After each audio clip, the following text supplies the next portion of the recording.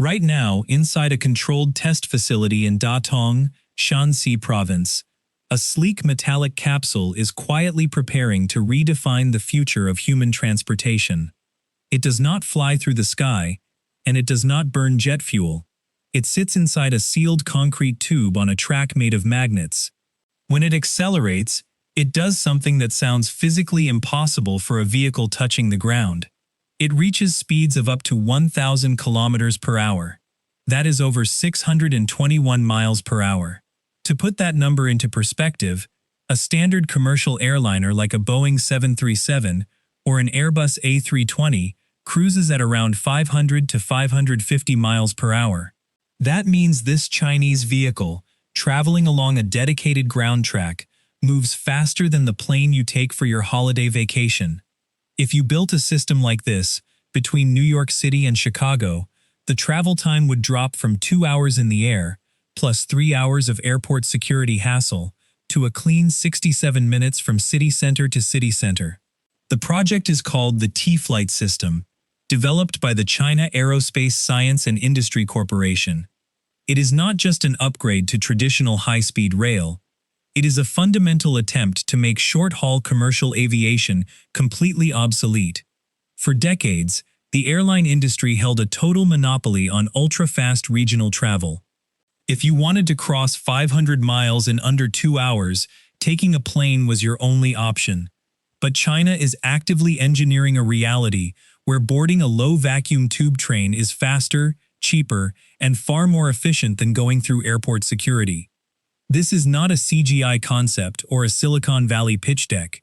Test runs on a multi-kilometer low-vacuum tube track have already verified that magnetic levitation and low-pressure environments can safely propel full-scale pods to speeds once reserved exclusively for high-altitude aircraft. But how did Chinese engineers overcome the two absolute laws of physics that stopped every other country from building a 600-mile-per-hour train? The answer lies inside a mechanical battle against friction and air. To understand why a 1,000 km/h train is such a massive technical leap, you first have to understand why standard trains have been stuck at the exact same top speed for the past 20 years. If you have ever ridden a high-speed train in Japan, Europe, or China, you know they are fast. They glide smoothly at around 300 to 350 km/h. That is roughly 185 to 217 miles per hour. But if you ask train engineers why these bullet trains do not go 500 or 600 miles per hour, they will tell you that they hit a hard physical wall. And that wall is made of two things: mechanical friction and air drag. First, let us talk about friction. A traditional train uses steel wheels running on steel rails. At low speeds, steel on steel works brilliantly, because it creates very little rolling resistance. But as you push a train past 200 miles per hour, two major problems occur. The steel wheels start to vibrate violently against the track, creating massive wear and tear. The energy needed to keep those wheels spinning grows exponentially. Worse yet, the physical friction generates intense heat, which can warp the tracks and destroy the wheel bearings. To bypass wheel friction entirely, engineers turn to magnetic levitation, or Maglev. Maglev trains use powerful electromagnets to float the vehicle a few inches above the track. No wheels, no physical contact, no mechanical friction. When you float a train on a cushion of air and magnetic fields, it feels like you solved the problem. China did exactly this with the Shanghai Maglev back in 2004, running passengers at 431 km/h. But as soon as they eliminated wheel friction, they ran headfirst into the second, far more brutal enemy: air resistance. Air feels thin and weightless when you walk through it, but at high speeds, air behaves like a thick fluid. In physics, drag increases with the square of your velocity. That means if you double your speed, the air resistance pushing back against your vehicle does not just double, it quadruples. By the time a train reaches 400 km/h, nearly 90% of the energy consumed by its engines is spent doing just one thing: shoving air molecules out of the way. If you try to push a bullet train to 1,000 kilometers per hour at sea level, the air in front of the train compresses into a solid wall. The noise becomes deafening, the power demand becomes astronomically expensive, and the shock waves generated by the train can literally shatter the surrounding infrastructure. High-speed trains hit a hard physical limit, not because we cannot build stronger motors, but because atmospheric air acts as an invisible brick wall. To go faster, you cannot just upgrade the train, you have to remove the air entirely. This brings us directly to Datong, a city in northern Shanxi province that was historically famous for coal mining. Today, Datong is home to one of the most advanced transport testing facilities on Earth. This is where the China Aerospace Science and Industry Corporation, known as CASIC, built an extraordinary laboratory, a full-scale, low-vacuum tube maglev test track. CASIC is not a traditional railway company. They are a state-owned defense and aerospace contractor that builds missiles, rockets, and satellite systems. They approach the challenge of ground transportation not as train builders, but as aerospace engineers constructing a rocket that stays on the ground. Their solution to the air resistance wall was straightforward in concept, but immensely complex in execution. Enclose the entire magnetic track inside a sealed steel and concrete tube, then use industrial vacuum pumps to suck out almost all the air inside. By dropping the atmospheric pressure inside the tube to a tiny fraction of normal sea level pressure, you simulate the thin air found at 30,000 to 40,000 feet, the exact altitude where commercial passenger jets fly. Inside this artificial low-pressure environment, the drag force almost completely disappears. A maglev pod floating on magnetic fields inside a vacuum tube requires only a tiny fraction of the energy to maintain 1,000 kilometers per hour compared to an open-air vehicle. During recent testing phases in Datong, CASIC successfully propelled a full-sized passenger capacity pod through the tube. The vehicle demonstrated stable magnetic levitation, flawless guidance, and controlled braking while maintaining structural integrity in a low-pressure environment. The test verified that the vehicle's onboard systems, sensors, and magnetic coils could operate continuously without overheating or losing signal communication with the central control center. What makes the Datong facility so important is that it bridges the massive gap between theoretical computer models and physical engineering reality. For years, critics argued that maintaining a stable vacuum over miles of tubing while levitating heavy vehicles was impossible outside of a computer simulation. Datong proved that the physical mechanics actually work. The pod stays centered, the magnetic force holds the weight, and the low-pressure atmosphere allows incredible speed with minimal power consumption. However, proving that a high-speed vacuum train works on a controlled military test track is only the first step.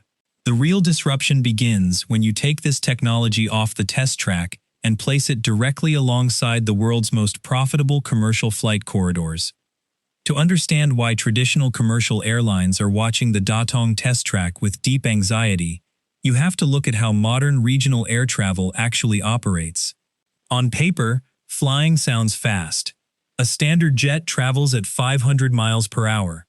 But in reality, the modern commercial aviation experience is notoriously slow, stressful, and broken. Think about what it takes to fly from New York to Chicago, or from Los Angeles to San Francisco. The flight itself might only last 75 to 90 minutes, but your journey does not start in the air. You have to leave your home 2 to 3 hours before takeoff. You sit in highway traffic heading out to a massive airport located far outside the city center. You wait in long TSA security lines, walk through sprawling terminals, wait at the gate, endure boarding delays, wait on the tarmac for runway clearance, and finally take off. Once you land, you wait for a gate, collect your luggage, and take another 45-minute taxi ride into the destination city center. A 90-minute flight quickly consumes an entire 6-hour workday. This total travel time is where a 1,000 km/h maglev train changes the entire economic equation. High-speed vacuum trains do not launch from remote airports 20 miles outside the city.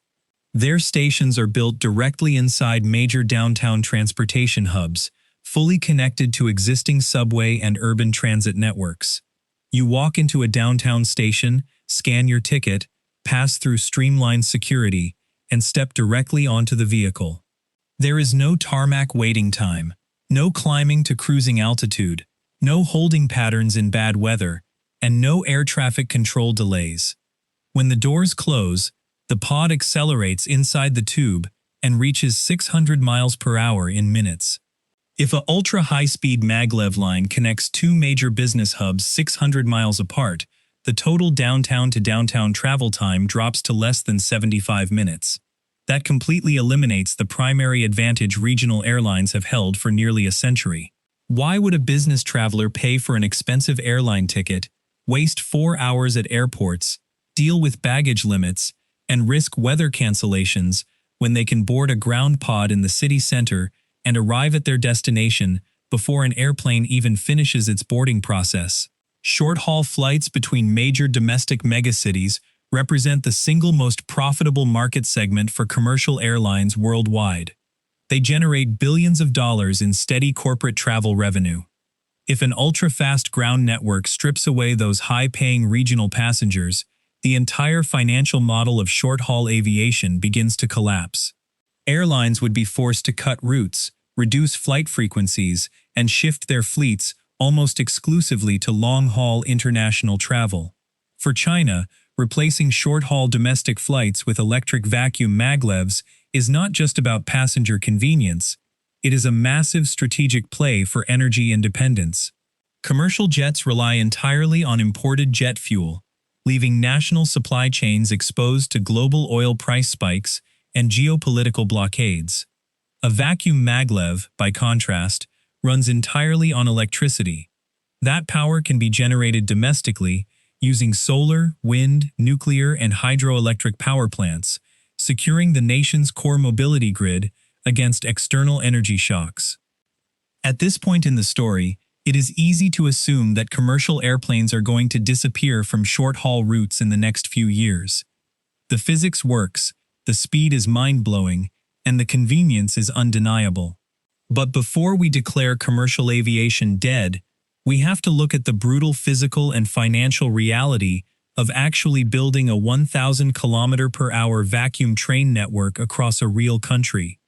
Building a low-vacuum tube track is not like laying down standard railroad steel. It is arguably the most complex civil engineering project ever attempted in human history. To understand why, you have to look at what happens when you build a sealed metal tube stretching for hundreds of miles across mountains, rivers, and seismic fault lines. First, let us talk about thermal expansion. Steel and concrete expand when they get hot in the summer, and contract when they freeze in the winter. A single kilometer of steel pipe can expand by several inches on a hot day.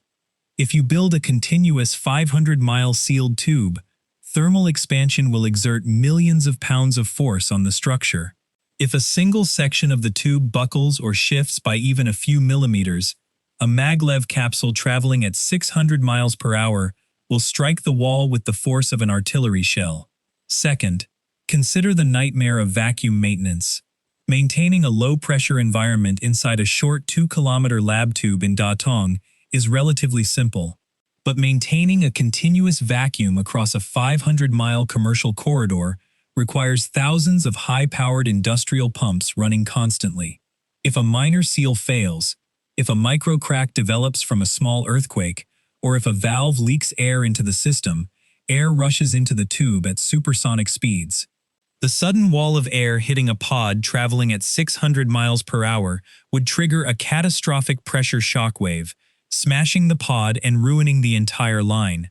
Then there is the terrifying question of emergency evacuation. If a train breaks down or suffers an electrical failure inside a standard tunnel, passengers walk out through emergency doors onto a walkway. But if a vacuum pod breaks down inside a low-pressure sealed tube, passengers cannot simply step outside. The environment outside the pod has no air to breathe. Emergency teams cannot easily cut into a sealed steel tube without causing explosive decompression. Engineers must design complex airlocks, pressurization chambers, and redundant oxygen systems every few miles along the entire route, driving the construction cost to astronomical levels. Finally, we have to talk about pure money. Traditional high-speed rail lines in China already cost between $17 million and $21 million per kilometer to build.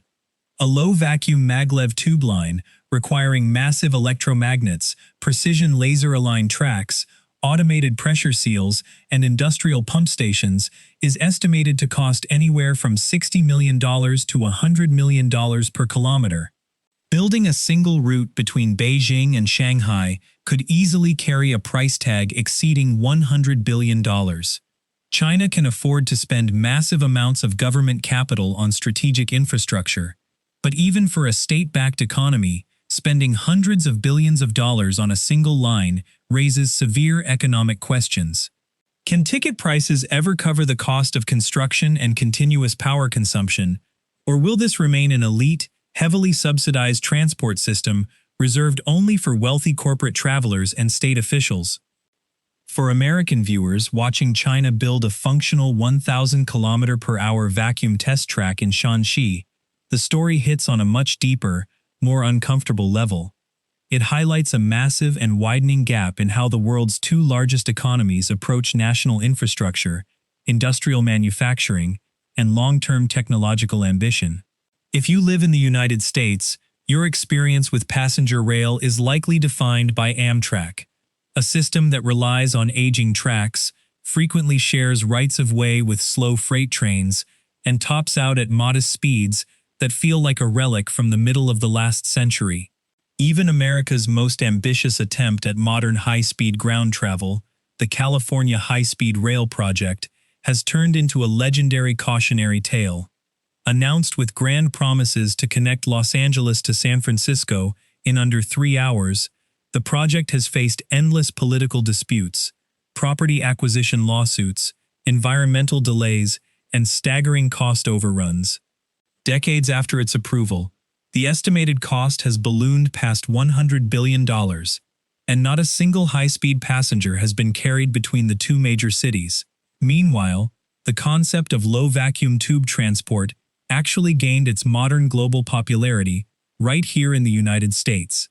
Back in 2013, Elon Musk published a famous white paper outlining the Hyperloop, a concept for a high-speed capsule floating inside a low-pressure tube that could connect Los Angeles to San Francisco in 35 minutes.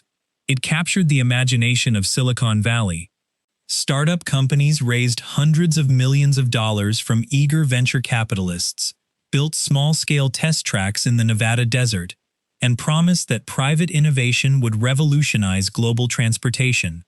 Yet, 10 years later, almost every major American Hyperloop startup has quietly shut down, torn down its test tracks, or pivoted away from passenger transport entirely. Why did the concept fail in America while taking root in China? The answer comes down to execution capacity and long-term industrial policy. In the United States, transport projects are fragmented across private companies, local zoning boards, state regulators, and short-term political election cycles. Building a continuous linear corridor across hundreds of miles of private land requires acquiring thousands of individual land parcels through expensive court battles.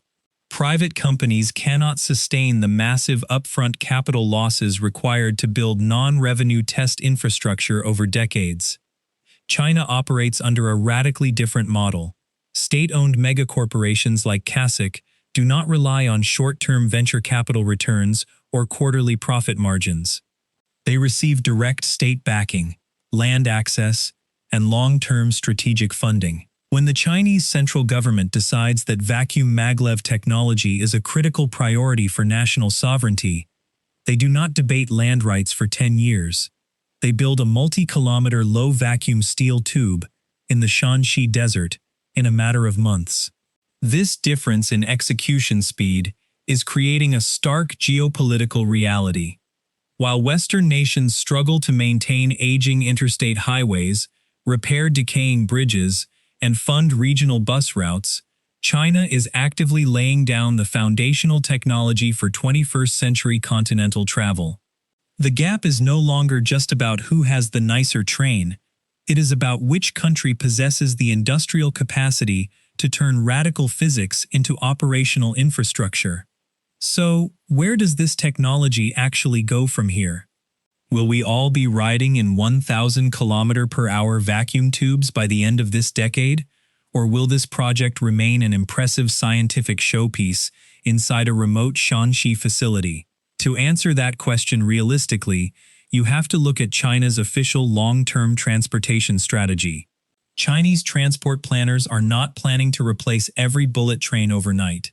Instead, they are looking at specific high-density economic corridors where traditional air and rail networks are already pushed to their absolute limits.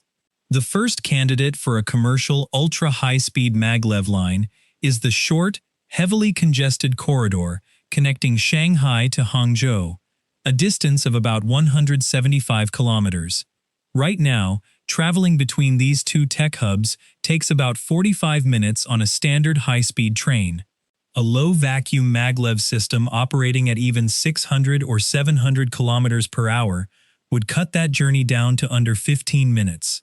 Because the distance is relatively short, the total construction cost stays manageable, and the technical risks of maintaining vacuum pressure across hundreds of miles are vastly reduced.